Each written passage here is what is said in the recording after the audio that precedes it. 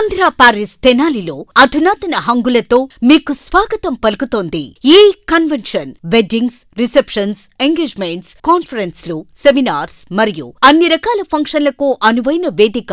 ఈ convention function hall AC, RTC bus stand out gate ఎదురు, Tenali. Cell number 7288566666. ప్రజా pharmacy అనే మందుల షాపు మన గౌరవ మంత్రివర్యులు నాదెండ్ల మనోహర్ గారి చేతుల మీదుగా ఓపెన్ అయిందండి. ప్రతి సామాన్యుడికి అందుబాటు ధరలో నాణ్యమైన మందులు ఇచ్చేస్తున్నారండి. మరి ఆర్డర్ ప్రకారం ఎలాంటి మందులైనా తెప్పించేస్తున్నారండి. ప్రతిరోజు ఉదయం 7 గంటల నుండి రాత్రి 11 గంటల 30 నిమిషాల వరకు ఎప్పుడు తెరిచే ఉంచేస్తున్నారండి. ఇదిగో అల్లో గాంధీ చౌక్ లేదు, అక్కడ నెహ్రూ రోడ్ లోనండి. మర్చిపోండి, చాలా తక్కువ రేట్లకే నాణ్యమైన మందులు ఇచ్చేస్తున్నారు. ఉంటారండి మరి. కాకతీయ సేవా సమితి ఆధ్వర్యంలో కార్తీక వన సమారాధన మహోత్సవం ఈరోజు ఎంతో ఘనంగా నిర్వహిస్తూ ఉన్నారు. ఇక్కడ జేఎంజే కాలేజీ ప్రాంగణంలో ఉదయం నుంచి కూడా ఎంతో కోలాహలంగా ఈ కార్యక్రమం జరుగుతూ ఉంది. తెనాలి నియోజకవర్గ పరిధిలోని అన్ని ప్రాంతాల నుంచి కూడా పెద్ద సంఖ్యలో కమ్మ సంఘీయులందరూ కూడా ఈ కార్యక్రమానికి హాజరయ్యారు. ఉదయం నుంచి కూడా జేఎంజే కాలేజీ ఆడిటోరియంలో ఈ కార్యక్రమం ఎంతో ఉత్సాహంగా జరుగుతూ ఉంది. పెద్ద ఎత్తున ఇటు కమ్మ సామాజిక వర్గానికి చెందినటువంటి మహిళలు, పెద్దలు, పిల్లలందరూ కూడా ఎంతో ఉత్సాహంగా ఈ కార్యక్రమానికి వస్తూ ఉన్నారు. అట్లాగే రాజకీయాలకు అతీతంగా వివిధ పార్టీలకు చెందిన నాయకులు కూడా ఈ కార్యక్రమానికి హాజరై కూడా ఈ కమిటీ సభ్యులందరినీ కూడా ప్రత్యేకంగా అభినందిస్తూ ఉన్నారు. ప్రతి సంవత్సరం కూడా క్రమం తప్పకుండా ఇటువంటి కార్యక్రమాలను ఏర్పాటు చేయాలి. ఒకే వేదికగా కమ్మ సంఘీయులందరూ కూడా ఒకే వేదికగా కూడా ఒకే చోట కలుసుకోవడం కూడా చాలా సంతోషకరమైన అంశమని చెప్పి కూడా చెప్తా ఉన్నారు. అన్ని సామాజిక కార్యక్రమాలు కానివ్వండి, సేవా కార్యక్రమాలు కానివ్వండి, రాజకీయ ఇతరత్ర అన్ని రంగాల్లో కూడా కమ్మ సామాజిక వర్గం ఎల్లప్పుడూ కూడా ముందుంటుంది. అందరూ కూడా కలిసికట్టుగా ఉండాలని చెప్పిన కూడా, రాజకీయ పార్టీలకు అతీతంగా ఉండాలని చెప్పిన కూడా ఈ కార్యక్రమానికి హాజరైనటువంటి నేతలు కూడా పిలుపునిచ్చిన పరిస్థితి కనిపిస్తోంది. ఇదే వేదికగా కూడా కొన్ని సేవా కార్యక్రమాలు కూడా నిర్వహించారు. ఇటు కమ్మ సామాజిక వర్గానికి చెందినటువంటి పేద విద్యార్థులకు స్కాలర్షిప్లు అందజేయటం, ఇతరత్ర ప్రోత్సాహకాలు అందజేయటం వంటి కార్యక్రమాలు కూడా ఏర్పాటు చేశారు. ఈ కార్యక్రమానికి సంబంధించి ఉదయం నుంచి ఎంతో కోలాహలంగా జరుగుతూ ఉంది. ఎక్కడెక్కడి నుంచి కమ్మ సామాజిక వర్గానికి చెందినటువంటి వారు వస్తూ ఉన్నారు, ఈ వేదిక ఎట్లా ఉంది, ఈ కార్యక్రమం ఏ విధంగా నిర్వహిస్తున్నారు అనేది కూడా ఒకసారి చూద్దాం.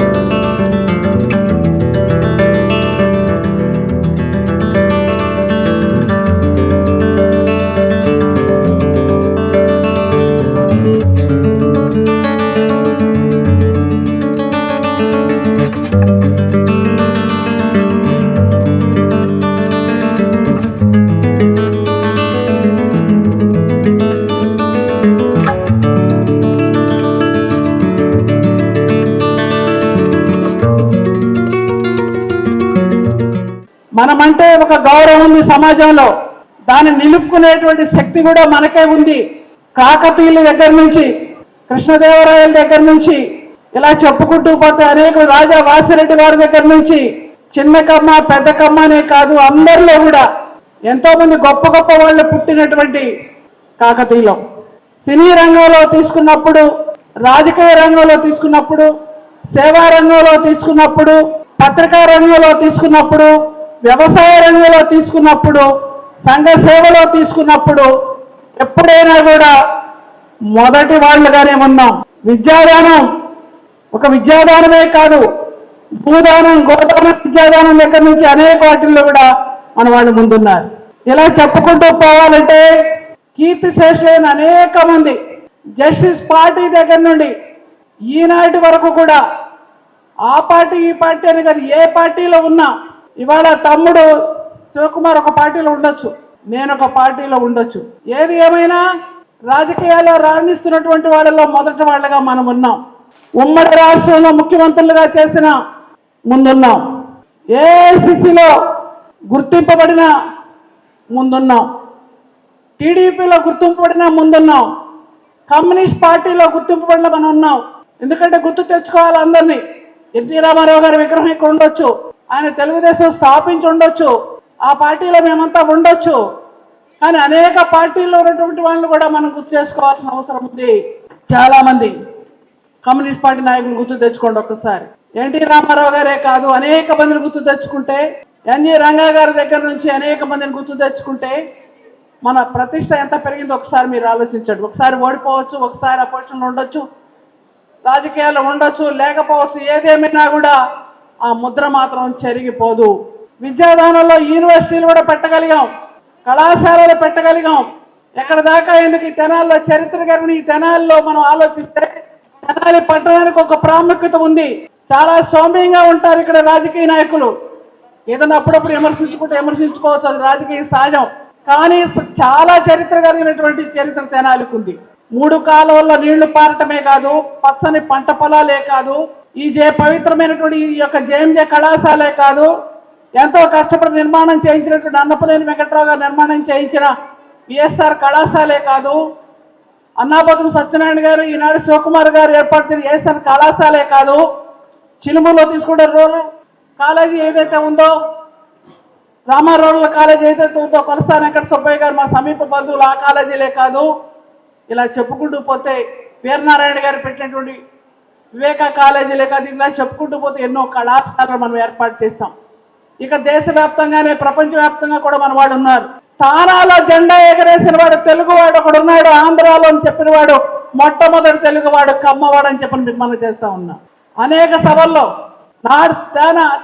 అనేక సంఘాల్లో గొప్ప గొప్ప వాళ్ళు ఉన్నారు. సినీ రంగంలో తీసుకున్నప్పుడు ఎన్టీ రామారావు గారు, గుమ్మడి గారి దగ్గర నుంచి, అక్కడే నాగేశ్వరరావు గారి దగ్గర నుంచి, మన బుర్రిపాలెం బుల్లోడు, ఈ రోజున మన కృష్ణ గారి దగ్గర నుంచి, శోభన్ బాబు గారి దగ్గర నుంచి, మళ్ళీ వాళ్ళ వెంకటేష్ గారి దగ్గర నుంచి, మహేష్ బాబు దగ్గర నుంచి, నాగార్జున దగ్గర నుంచి, ఇలా చెప్పుకుంటూ పోతే బాలకృష్ణ గారి దగ్గర నుంచి, జూనియర్ ఎన్టీఆర్ దగ్గర నుంచి అనేక మంది మహానటులు కన్నటువంటి ఒక చరిత్ర ఈ రోజున కమ్మవారికి ఉంది. అంతేకాకుండా ఇంటర్ కాస్ట్ మ్యారేజెస్ కూడా మనం సమర్థిస్తున్నాం. మాబోటి వాళ్ళని కూడా చేస్తున్నాం. పిల్లలకి కులం అనేది ఉండొచ్చు, కులాభిమానం ఉండొచ్చు, కానీ దురాభిమానం ఉండకూడదు. ఎదటి కులాన్ని గౌరవించాలి, మన కులాన్ని గౌరవించుకోవాలి.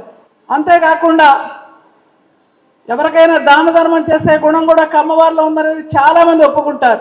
నేను బెంగళూరు దగ్గర నుంచి, మంగళూరు దగ్గర నుంచి, కర్ణాటకలో అనేక సభలకు నన్ను ఆహ్వానించడం జరిగింది. ఆ రాష్ట్ర ముఖ్యమంత్రులు, ఆ రాష్ట్ర మంత్రులు కూడా మమ్మల్ని ఆహ్వానించడం జరిగింది. అక్కడికి వెళ్ళి మేము ఆ మీటింగుల్లో మాట్లాడినప్పుడు చాలా మంది చెప్తూ ఉంటారు. ఎంతోమంది లక్షల మంది ఉన్నారు అక్కడ, రాయచూరులో కానీ, బళ్ళారిలో కానీ, కర్ణాటకలో కానీ. తమిళనాడు తీసుకున్న అక్కడ కూడా ఉన్నారు, కేరళలో తీసుకుంటే ఉన్నారు, మహారాష్ట్ర మనకు బోర్డర్ తెలంగాణకు అక్కడ మన వాళ్ళు ఉన్నారు. అనేక సభలకు నేను వెళ్ళినప్పుడు వాడు చెప్తుండేది ఒకే మాట, మీ వాళ్ళు బాగా కలిసిపోతారండి.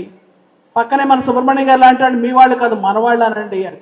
అంత ఇదిగా వాళ్ళ యొక్క సంతోషాన్ని వ్యక్తం చేశారండి. కాకతీయ సేవా సమితి ఆధ్వర్యంలో కమ్మ వనభోజనానికి ఏర్పాటు చేసి దానికి నన్ను ఆహ్వానించిన కమిటీ సభ్యులకి, కుటుంబ సభ్యులందరికీ ముందుగా నా హృదయపూర్వక నమస్కారాలు తెలుపుకుంటాను.